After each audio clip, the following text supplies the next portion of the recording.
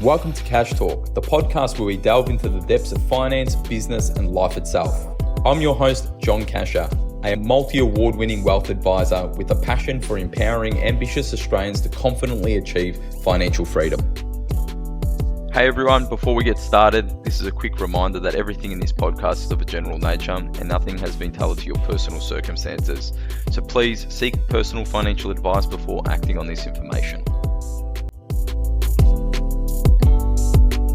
Hello and welcome back to Cash Talk, and today I'm joined by JK. JK, how are you, mate? Good, mate. How are you? Yeah, not bad at all. Today we're going to be talking about something that we do very regularly for pretty much all of our clients, and that's in regards to how do we build portfolios and how do we construct them. And this is quite topical because, JK, I've just got back from the S&P Global Masterclass in regards to index-based investing and portfolio construction, and it was very humbling to be on stage with, the likes of, head of Vanguard Australia and Self Wealth and Bell Potter and Evans and Partners around like how we build portfolios and our belief in regards to creating certainty of achieving outcomes. And I know this is something that, you've been doing from a young age as well too in regards to portfolios. And you can see like there's certain pitfalls and things that is done wrong and done well. And I'm sure you want to share some of those insights. Yeah, absolutely. So I think the biggest thing for us is before we even get started, constructing a portfolio and what it looks like and where the money's going to be invested and all that sort of thing, it really starts with what's the whole purpose of this investment. Now, whether it's an investment that we're just getting started or whether it's a pool of money that we're essentially, we've got, $1 million in cash and we're trying to work out what to do with it, it really starts with what are we trying to achieve? And then we start constructing the portfolio backwards from there in regards to, like, for example, of that $1 million, we might need 300,000 in the next 3 years. That's going to be a more shorter term investment in regards to the risk that we take on. And then, for example, money that we need beyond sort of 7 years, that's where we start taking probably the most risk on it because that's where essentially we've got time to ride out ups and downs. And so, JK, does the portfolio construction change from a philosophy perspective? No. Okay. And so when you think about like the portfolio construction philosophy, what's some of the key I'm gonna cook this. Yeah. Philosophical. That's the one, JK. Thanks for that. That's things that you make sure that are constant. Yeah. So some of the things that do stay constant is one is around the investment style that we adopt. So especially when it comes to equities or shares, we're of the passive or what we call index-based philosophy, which is essentially where we're not trying to employ any active managers to try outperform the market. We're just accepting of, hey, we just want to perform how the market performs, and we don't want to spend any extra in regards to management fees in paying fund managers to try outperform the market because we know that's essentially a bit of a betting game that we don't really want to get involved in. And statistically, it works in favor of this. So the thing is as well too is that we go down this philosophy because me and JK and a lot of our advisors have gone through the data, gone through the risk return trade-off, gone through, the rights and wrongs, the psychological aspects around active and versus passive. And the reality is that index-based investing, though it is seen to be the average, it's actually good to get the average because I think it's like over a 15-year time frame in equities, I think it's like 85% of active managers don't beat the S&P 500. And that's similar with the ASX 200 as well too. And I was listening and speaking to a lady called Sue Lee from the S&P, who is actually the person who constructs what we call the SPIVA report, where that actually is this reporting mechanism on these indexes versus the active. And she was saying this is the whole way through, like even not just equities, JK, we're talking about, from REITs to bonds to like everything. This is the exact same outcomes that they're seeing because people are driving their investment decisions based on some kind of biases or some emotional kind of connection that they have in regards to a particular asset and then are calling a decision. Now, what was also interesting is that in this masterclass that I was involved in, there was a lot of data which kind of revalidated this approach that we take in regards to this investment style. And one of them was just in regards to the ASX 200. And the person that was speaking was saying around like, since the year 2000, till 2025, there's only been in the ASX 200, there's only 36 businesses that still remain in there. Like that's crazy. And like I asked the question, like, you know, is that similar across the world? And it's yes. And you can even look, there's more data in regards to the S&P 500 because that goes even further back. And you can even look at the Dow Jones, Dow Jones in America as well too. And it's a similar story. And so I understand why we do that. And for me, my perspective and for the viewers and listeners, it's around creating certainty. See, when these stocks fall out of the index, you're then purchasing the ones that go in. Correct. So the screamers that go up, you're catching their screamers, and then on the way down, they're falling out of the portfolio as well too. Where, you know, it's I believe a mugs game trying to pick that. What's the other consistencies, JK? Yeah, so that's one of the bigger ones. The other consistency is around what we call the bucketing strategy. So this is obviously going to vary depending on balances, but the overall philosophy stays the same. And it's sort of what I was referencing earlier around we essentially group the funds that we have available into 3 buckets. We've got the short-term bucket, the medium-term bucket, and the long-term bucket. Now, the short-term bucket is kind of that bucket that we really want to fill first because that's our safety net. That's the one that has the funds that we need in the next 3 years for whether it's expenditures, holidays, car upgrades, all that sort of stuff, house deposit, whatever it may be, that we want to have quarantined in defensive assets to make sure that we're not taking any risk on that money. Because the worst thing that can happen is we do take risk on that, and because it's a shorter term investment, when we need to call on it, it's at a loss because that's essentially part of the risk when it comes to investing. And then all of a sudden, the home deposit's now 30% less, or we can't buy the car, or whatever it may be. So And it's pretty boring, the safety bucket. It's probably the most boring out of them all. Yeah, and boring, but boring's fine. Yeah. You know, in this scenario, we want certainty. Correct. And it's around like when you've got a short-term time frame of 3 years, there's horror stories where people invest their wedding deposit, their wedding funds into equities, or their house deposit that they need in 6 months' time into crypto, and then it comes and all falls apart. Safety bucket's there for certainty. You know, a 3-year time frame in regards to an investment time frame is a very short time frame, and so you need to decrease the level of probability of loss. And so if you think about equities, crypto, property, in a 3-year time frame, the probability of loss is substantial. And so we want to put them in environments where the probability of loss is very low, and also have certainty around the money as well. Yeah, absolutely. And then the next one is the medium-term bucket, which we sometimes refer to as the income bucket. That's kind of the one we start to take a little bit more risk on, but also to having more of a focus on generating income, so that income can be used to top up the short-term bucket as we sort of deplete the funds from the short-term bucket. So in this bucket, we're not too concerned about the capital appreciation of the asset. It's more around the income. So you're going to see potentially the introduction of things like credit funds. You're going to see the introduction of fixed interest income. And you potentially could be seeing some blue chip stocks. And I mean some really strong companies where they've got strong dividends involved in this environment. Now, the key concern of the income bucket is additional income on top of the person's taxable income. So we need to be very cautious here in regards to not just donating to the tax office. And I like to see this between money that we don't need, between, say, 3 to kind of even 10 years away. Yeah. The longer the person's investment time frame, probably minimum 7, but anywhere between 7 to 10 years away. Yeah, and also too, depending on the sort of client scenario and their goals and their situation, sometimes that medium-term bucket, especially if they're a younger client, because they've got their income from their employment and we've got a safety net, sometimes that sort of, in a way, their income is kind of viewed as that medium-term bucket. So then we can kind of just go straight to the long-term bucket because the short-term needs are met, they can meet their goals. So then we're mainly focused, and everything else on top of that is around wealth accumulation. Yeah, and I think it's an important point. Like the last bucket is what we call the growth bucket. And this is where you're going to see things like shares and property and stuff like that. And this is 10 plus years away. And in all of these areas, I want you to think about the probability of loss. So if you're in the share market for 10 plus years, what's the probability of loss? It's much less than if it was in a shorter term environment. Same for the property. If you bought a property 10 years ago, how much is it worth today? The probability of loss is reduced by the time. So you want to make your time your best friend, not your worst enemy. But going on to what JK said as well too. So in the few things that happen in Australia, well, number one is superannuation is 10 plus years away. So usually you're building into that superannuation bucket for accessible. And we're talking about the younger cohort. Obviously, if you're closer to retirement, this is a little bit different.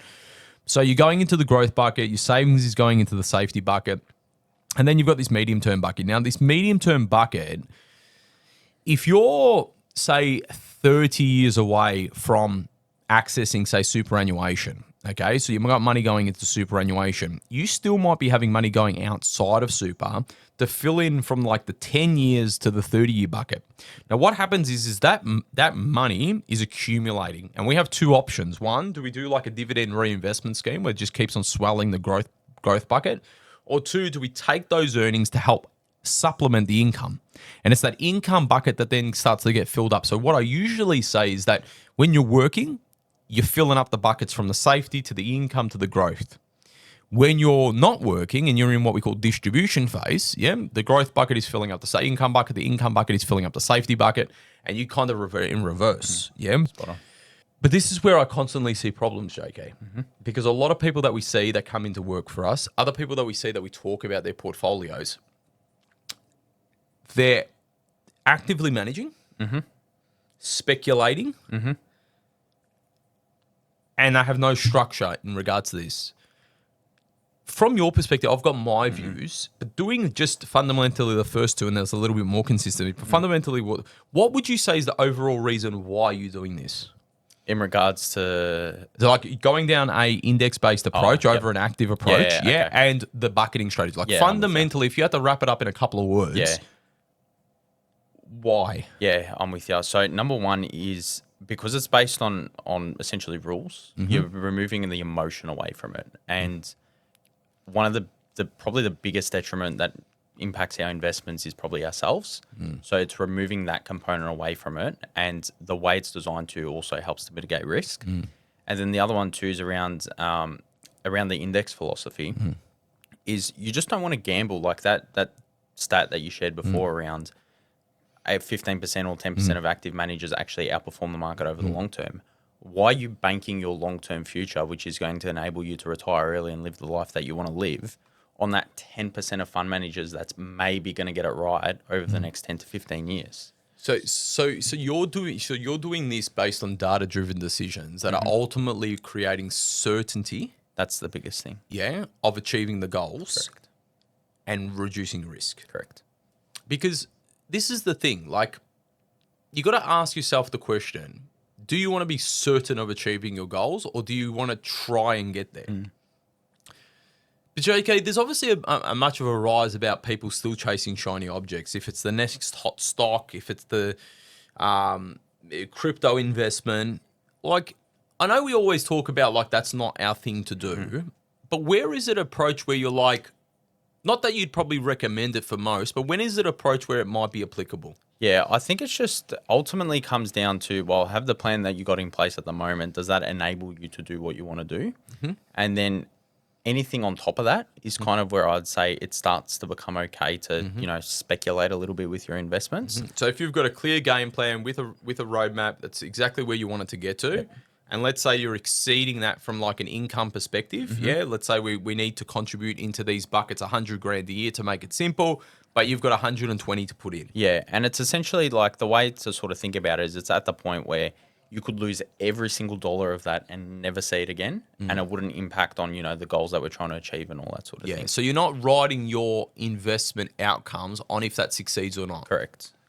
And I think that's the biggest thing. And then number two is just around making sure that it's not a massive allocation of your portfolio. Like it's maybe, I'd say around that 2.5%, maybe 5% absolute max. But for me, that's where it sits.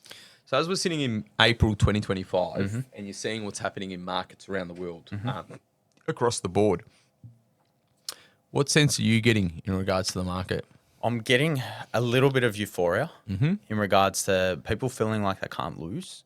And when that tends to happen, historically, that's kind of the marker of, everything's about to turn the other way a little bit. And in which markets are you seeing this the most? Crypto is definitely the biggest one. Yeah. Without a doubt.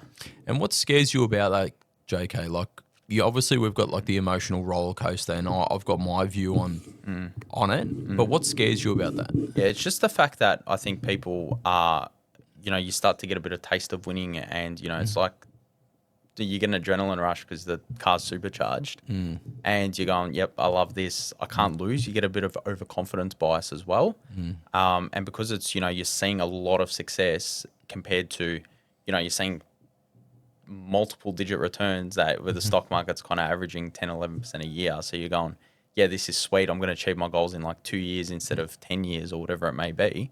So then you start essentially throwing the kitchen sink at it, and then that's when it's like, hey, you're taking on a little bit too much risk, too much speculation, and our emotions start getting in the way to encourage us to make those decisions to purchase these types of assets. It's interesting how the brain works in regards to greed. And what's very interesting, and I agree with you with crypto because fundamentally there's structural issues when it comes to crypto. Like for me, it's I just the not being able to generate an income. Yeah. It's just Yeah. and don't worry about staking and peer-to-peer lending and stuff. That is a business. Yep. Yeah. That is a lending facility. I'm talking about crypto as an asset. You can do that with shares at the end of the day anyway. Yes. Like what kind of scares me the most, JK, is around like everyone's in it. So this is one alarm bell is the taxi driver's in it, the Uber driver's in it, the policeman's in it, everyone's in it. So you've got mass market. You've now got ETFs. Now people are like, oh my gosh, but ETF means like institutional money's coming into it. Yes, I get it. But remember, these companies are rewarded by transactions. Okay? And so they've got the transaction costs in and out. And they've also got you actually holding the asset itself. The management fees. The management fees. Okay, so they don't care really how you perform as per se, yeah, because they're still making money. So because crypto doesn't have fundamentally an income stream, it's taking the next person to buy it at a higher price. Correct. Which a lot of the time is based on emotion. Yes. So we call it like a fool's investment. Yeah. So like and what I mean by that is like I have to buy it as the fool, and then the fool has to pay more than the other fool. And then it gets to this point where you got the biggest fool. Yep.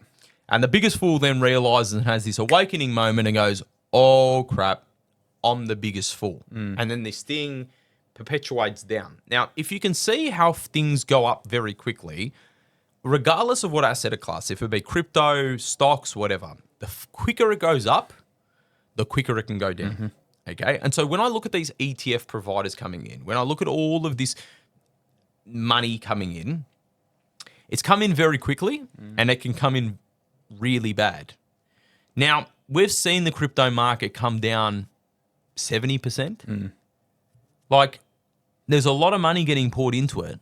And if we've had a 70%, why couldn't it go down by 80, 90? Now, also, when it goes down, you got no income to hold on to. Yeah. See, when you've got like a property or a stock or you've got fixed income, you've at least got the income stream coming in. Correct. And I'd probably argue that when the value goes down, the asset is based on its future income. Yeah. Therefore, the actual... you should be potentially looking at buying more income. Yeah. Because it's the income stream that's going to enable you to be financially free. So I'm concerned about that. I'm concerned that there's euphoria there. I'm concerned that people are making some real bank and there's a lot of the biases that you spoke about before. I think in the stock market, it's also very interesting, JK. We've got a few things happening. We've got obviously 401ks in America coming in. We've got over here superannuation money. We've got a lot of volumes coming in. But I do see the stock market also getting heated. Yeah, and I think the stock market's always going to have that, and the property market's always going to have that. But the thing with those two assets is because they're generating an income, there's always kind of this fundamental value that they're always going to have. Correct. So when these things do happen, and that's why the stock market changes price every day at the end of the day, because it's dictated more on emotion. Because if it was based on logic, prices would be a lot more consistent. Yeah. Now, because you've kind of got that fundamental value that it can always fall back to or come up back to, it's kind of got like a baseline or like an average to sort of fall back on. But when it comes to sort of crypto, it's like fundamentally what's holding up that value. And we've seen this like in the stock market, which kind of relates me to what's going on in the crypto, which is like the .com bubble.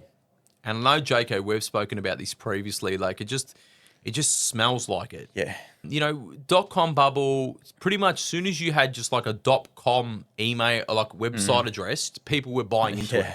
And that just reminds me of like the meme coins. Yeah, the meme coins. Yeah. And, you know, with the .com, people are like, yeah, but look what come out of it, you know, like Google and this and that. Listen, if I have to be totally honest with you, I do think that there's probably going to be some crypto that survives. The blockchain technology, I do believe, has some kind of merit in working in the system. But it smells like a .com bubble. And it was interesting, JK. I was doing some research and I don't know, I go down deep rabbit holes when it comes into things that I love. But, you know, you look at kind of every century and there's always been like Big thing.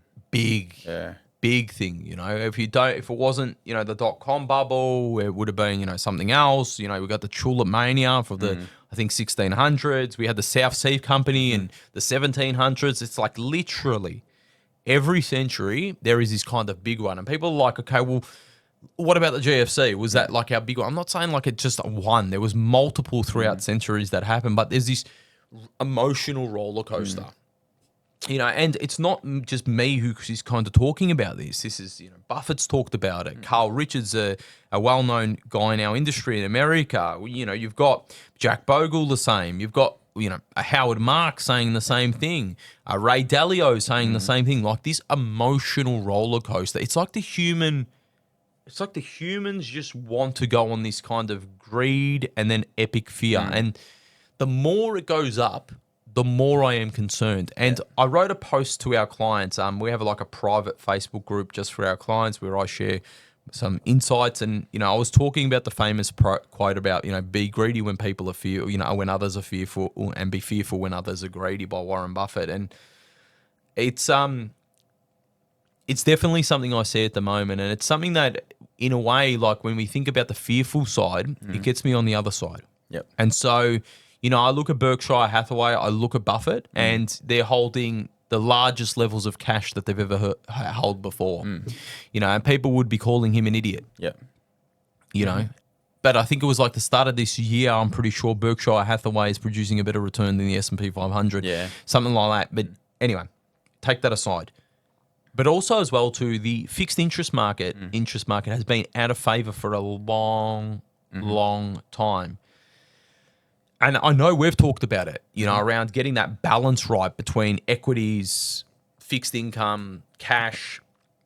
And I want everyone to know that, like, on top of all this, because I didn't kind of let JK finish with the consistencies, is that there's this strategic asset allocation that kind of sits on top of all of this bucketing strategy in line with like the risk you need to take, the risk you can tolerate. You know, when equity prices have been going up, property prices have been going up, what's inevitably been happening is that you've been drifting from what we call your strategic asset allocation. Now, if you think about this, there's many different strategic asset allocations. You can have like 90% in equities, 10% in defensive assets, so on and so forth. But let's just make it very simple. And let's say your strategic asset allocation, which is the risk you need to take to get to your goals. Okay. So based on a 50-50 allocation between, let's make it simple, between equities or shares and fixed income and cash, that 50-50 approach based on probability is going to give you a range of return over certain time frames: safety bucket, income bucket, growth bucket, time horizon, okay? Depending on where the money sits. But what's happened is, as equities have gone up, the equity side of the portfolio, the 50%, let's assume that it's gone up to 70%. Ultimately, that means that your defensive assets are now underweight. And we're seeing that. We're seeing that in a lot of portfolios where they're drifted because of good equity prices, good runs. But people who are not advised are pouring more into the growth bucket and therefore drifting, or more into the growth side of the asset allocation rather than the other side. And I think the other thing to add to that too is when it comes to investing, we always talk about this risk-return trade-off. So how much, you know, potential return are we getting for a given level of risk that we're taking? Now, as the equities become more and more expensive and the prices get higher, that actually become more risky, because now that risk premium is now a lot higher. So when you refer to risk premium, you're talking about, for example, like let's say a cash rate of say 5%. that let's assume that as like the risk-free rate. Yeah. It's the return that you're expected to make on equities. Yeah. So like, for example, JK, if equities are expected to make, say, 8.5% and cash is 5%, the risk premium is the 3.5%. Correct. Yeah. Correct.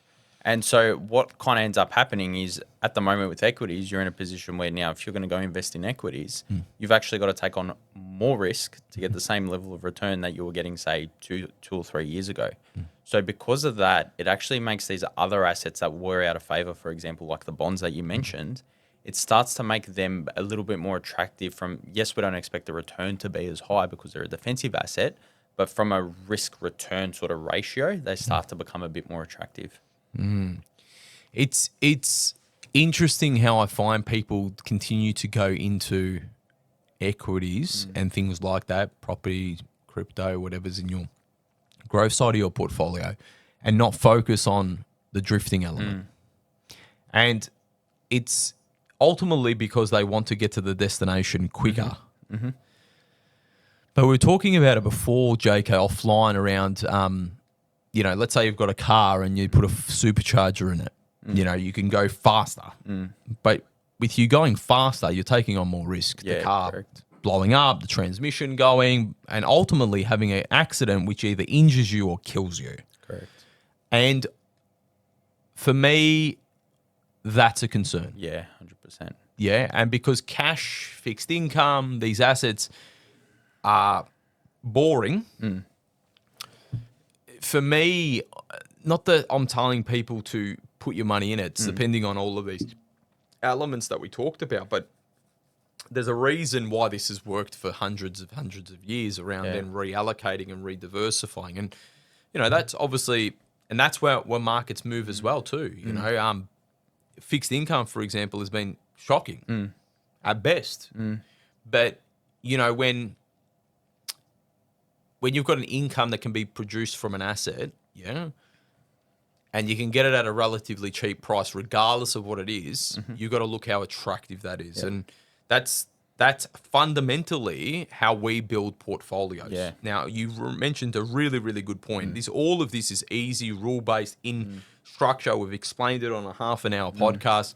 There's probably 3 hours of deep diving content, so I'm not trying to make it that easy. But the biggest contributing factor on all of this success is people's behavior. Yeah, absolutely. Because wrapped around all of this is irrational thinking, emotional thinking. I'm wanting to get quicker. This is not going fast enough. My mate told me about this.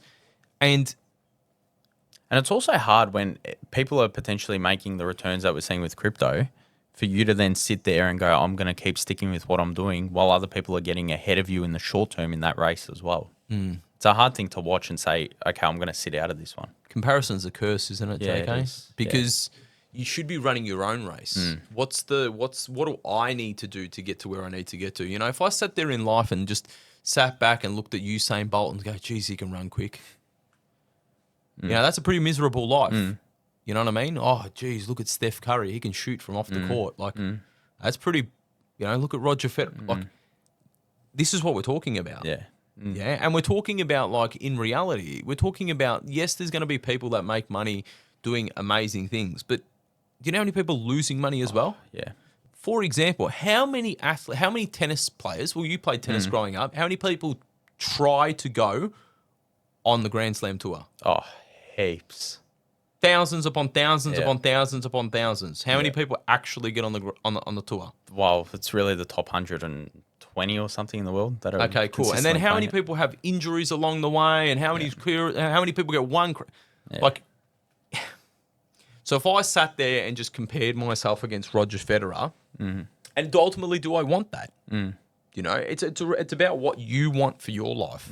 For me, I want less stress. Yeah. I want certainty of outcome. I'm happy to be the tortoise, not the hare. I think that you can be the hare, you can do all the thing, but just remember that you may fail. Yeah.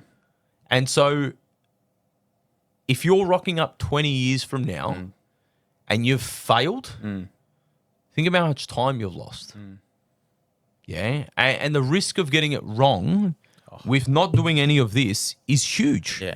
And I know, JK, we recently had a client that went rogue, we call it. Yeah. Essentially, stopped listening, went and listened to other people and went rogue. And, we had to have the tough decision around you're no longer listening. And it doesn't happen often, but just, this was one. And I know it got you beaten up a little bit in regards to that because, you took it to heart. You're like, could I have done better, this, that. But the reality, it was self-sabotage. Yeah. Yeah. It was and in this person's case, it was chasing shiny objects, which is something that we've worked with this person for quite a number of years.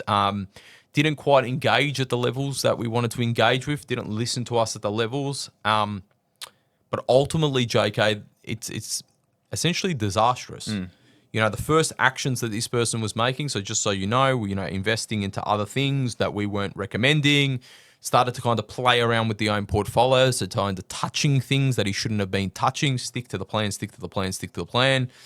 And, we had a conversation where he's just like, I need to sell down the portfolio because I don't have cash. So he's used all the money in cash to then dump it into other investments. And it's sad because none of these rules are being adhered to. Yep. And that there's a family that sits behind these decisions. Yep. And ultimately, they've gone from having confidence and certainty of achieving their outcomes to an emotionally driven biases with the hope of making that all happen sooner. Yep. Spot on. And so with you wanting to accelerate all that with the hope of having it sooner, there's also the flip side of that, which he could undo everything that he's done for himself and his family for the last 25 years. Yeah. And like you mentioned Warren Buffett before, holding high cash levels. Good investors don't manage the return, they manage the risk. Yes.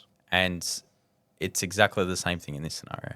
Exactly the same. And I know I have been through GFC, I've been through the COVID crash, I've been through economic cycles, both in business and whatnot.